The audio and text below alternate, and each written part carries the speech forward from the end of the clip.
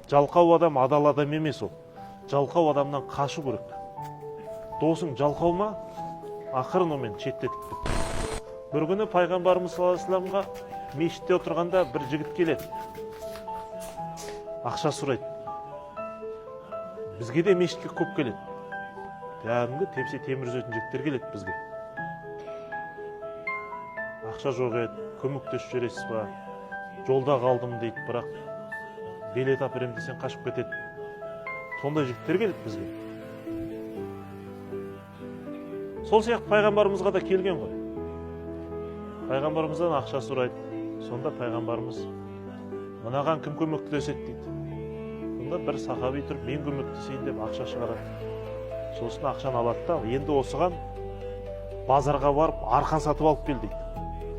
Арқан сатып алып кел дейді. Барып арқан сатып әкеп береді. Ақша бермейді, арқан береді қолына.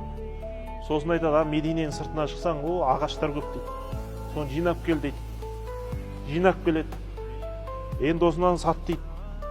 Сатады, ақша болады. Сөйтіп ол ағаш сатып жүріп, қой сатады. Қой сатып жүріп, нормаль бизнесмен болып кетеді. Көрдіңіз бе?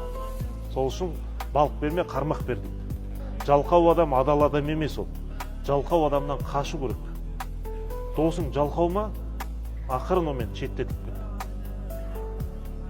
Жалқау адам ең қауіпті адам дейміз. Жалқау адамнан қиянат та шығады. Жалқау адамнан өтірік айту да шығады. Жалқау адамнан уәдені бұзу да шығады. Бәрі неден шығады? Жалқау адамнан шығады.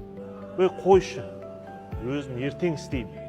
Пайғамбарымыз не деді? Ең жаман амал ертең істеймін деген амал адам сөзі.